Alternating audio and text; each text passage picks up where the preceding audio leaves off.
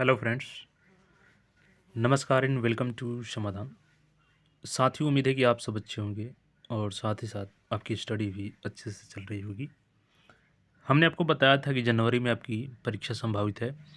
सहायक प्रशाखा पदाधिकारी, इसके अलावा डाटा एंट्री ऑपरेटर और स्टेनोग्राफर, इन सब का जो सेकंड स्टेज एग्ज़ाम होना है, यानी कि बिहार लेजिस्लेटिव काउंसिल का सेकंड स्टेज का एग्ज़ाम डेट आउट हो चुका है। सबसे पहले इस नोटिस को हम लोग ओपन करते हैं और देन आगे इस पे हम लोग बात करते हैं किस नेचर का एग्ज़ाम होगा, कैसे आपको एग्ज़ाम में जाना है, सारी जानकारी को देखते हैं। यहाँ पे देखिएगा तो बिहार विधान परिषद सचिवालय विज्ञापन संख्या 02/2024 सहायक प्रशाखा पदाधिकारी डाटा एंट्री ऑपरेटर तथा असुलिपिक स्टेनोग्राफर के लिए द्वितीय चरण की परीक्षा आवश्यक सूचना। तो प्रोविजनल यहाँ पे एग्जामिनेशन शेड्यूल दिया गया है। सबसे पहले सहायक प्रशाखा पदाधिकारी के यहाँ पे देखिएगा तो 29 जनवरी एवं 30 जनवरी को हिंदी एवं अंग्रेजी टंकन जांच परीक्षा एवं एमएस वर्ड प्रोसेसिंग जांच परीक्षा होगा। आगे हम लोग देखेंगे कैसे टेस्ट होता है। उसके बाद डाटा एंट्री ऑपरेटर का देखिएगा तो हिंदी एवं अंग्रेजी टंकन जांच परीक्षा एवं एमएस वर्ड प्रोसेसिंग जांच 30 को इसका भी होगा डाटा एंट्री ऑपरेटर का, और एएसओ का 2 दिन होगा 30 को और 29 को। आशुलिपिक का देखिएगा तो इनका हिंदी आशुलेखन परीक्षा, हिंदी एवं अंग्रेजी टंकन जांच परीक्षा एवं एमएस वर्ड प्रोसेसिंग जांच परीक्षा दिनांक 30 जनवरी को होगा। तो 29 और 30 2 दिन है यहाँ पे। बाकी यहाँ पर डिटेल्स देखिए। परीक्षा कार्यक्रम प्रबंधित है और परीक्षा केंद्र एवं पाली तथा परीक्षा की तिथि प्रवेश पत्र में अंकित रहेंगे। अब बात करें कि प्रवेश पत्र आपका कब आएगा, तो एग्ज़ाम से 3 से 4 दिन पहले आपको पता चलेगा कि आपका एग्ज़ाम किस सेंटर पे है।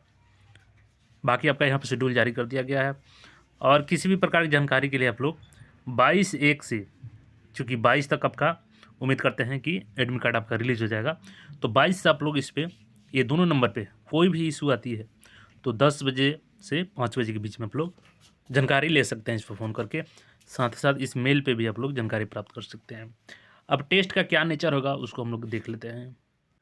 अब देखिए, सहायक प्रशाखा पदाधिकारी की बात करें तो इसमें जो पहला स्टेज है आपका क्लियर हो गया है। दूसरा जो इसमें है आपका 50 अंकों का हिंदी टंकण जांच परीक्षा होगा, में 30 शब्द प्रति मिनट, 50 अंकों का अंग्रेजी टंकण 30 शब्द प्रति मिनट लिया जाएगा और 10-10 मिनट का दोनों टेस्ट होगा। 1.5% जो आपकी गलतियाँ होंगी उसको छूट दिया जाएगा।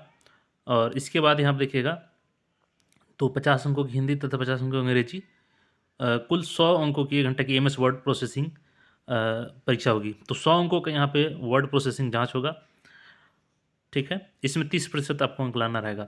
लेकिन हिंदी के लिए यहाँ पे देखिए आपको ज़रूरी है, जो मेधा सूची आपका तैयार किया जाएगा ना, तो इसके बाद एक आपका मेंस होगा। तो मेंस में जो मार्क्स आएंगे और जो हिंदी टंकण का मार्क्स होगा उसको जोड़ करके आपका मेरिट तैयार किया जाएगा। तो आगे हम लोग देखेंगे किस प्रकार से उसमें टेस्ट में आते हैं प्रश्न। डाटा एंट्री ऑपरेटर का इसी तरीके से देखिएगा तो यहाँ भी द्वितीय स्टेज में आपका 50 अंकों का हिंदी टंकण और कंप्यूटर जांच परीक्षा यहाँ पे होगा और 30 शब्दों का और 50 अंकों का अंग्रेजी का भी होगा।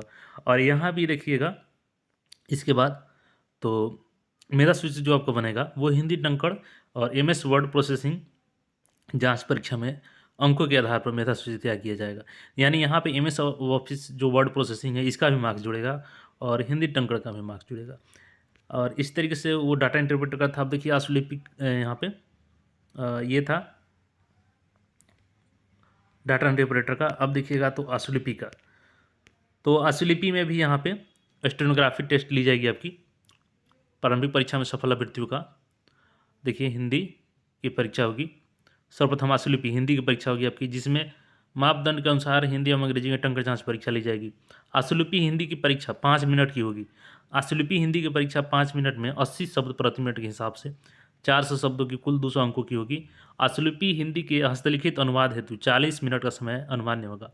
आशुलिपि में हुई गलतियों में नियमानुसार 10% की छूट अनुमान्य होगी और आशुलिपि हिंदी के हस्तलिखित अनुवादों के शब्दों की शुद्धता के आधार पर सफल अभ्यर्थियों को ही टंकण जांच परीक्षा ली जाएगी। इसके बाद आपका 50 अंकों का हिंदी टंकण और 50 अंकों का अंग्रेजी टंकण होगा। अब यहाँ पे देखिएगा तो मेधा सूची में आपको टंकण जांच परीक्षा में जो प्राप्त अंक में से हिंदी आशुलिपि जांच परीक्षा में जो प्राप्त अंक होगा उसके आधार पर आपका यहाँ पर मेरिट बनेगा। इसी को यहाँ पे हमने फॉर्मेट कर दिया है जो बिहार सहायक प्रशाखा पदाधिकारी है।